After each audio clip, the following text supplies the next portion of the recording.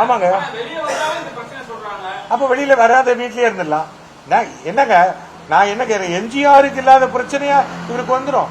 எம்ஜிஆர் வந்து ராத்திரி 8 மணிக்கு ஒரு மீட்டிங்க்கு வராருன்னு ஒரு ஊர்ல சொல்லுவாங்க. விடிய காலத்துல 3 மணிக்கு போவார். ஆனால் அந்த 8 மணிக்கு வரேன்னு சொன்ன போது இருந்த கூட்டம் ஒருத்தர் கூட கலையாம 3 மணி வரைக்கும் இருக்கும்.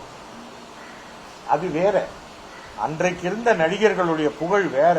இன்னைக்கு நாமளே பூஸ்ட் பண்ணிக்கிறோம். எந்த நடிகர் இது வரைக்கும் நான் கேட்கிறேன், என்னை விட புதுசா சேர்ந்த நடிகராகட்டும் யாராவது ஒருத்தர் தன் செல்போன் நம்பரை கொடுப்பாரா? நான் கொடுக்குறேன் இல்ல என் செல்போன் நம்பரை. முந்தா நேத்தி கூட ஒரு மீட்டிங் 2500 பேர் இருந்தாங்க. 9841023545 இதுதான் என் நம்பர்.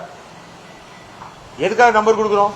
உடனே அந்த நம்பரை வாங்கி எனக்கு போன் பண்ணி என்ன பண்ண போறாங்க? கிடையாது. ஆனா திடீர்னு ஒருத்தர் ஹாஸ்பிட்டலில் சேர்க்கணும், அவங்களுக்கு ஏதோ பிரச்சனை இருக்கு, சார் நீங்க தான் நீங்க நம்பர் கொடுத்தீங்களா சொன்னா நான் என்ன பண்ண போறேன்?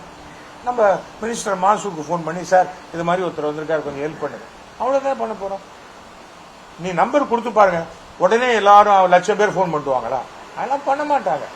எதுக்கும் நம்மகிட்ட பேசிக்கிட்டு விஜயே நம்பர் கொடுத்தா கூட பத்தியா விஜய் நம்பர் எங்கிட்ட இருக்குது அப்படின்னு காட்டுறதுக்கு தான், ஆட்டோகிராஃப் மாதிரி தான். உடனே போன் பண்ணி என்ன கேட்பாங்க?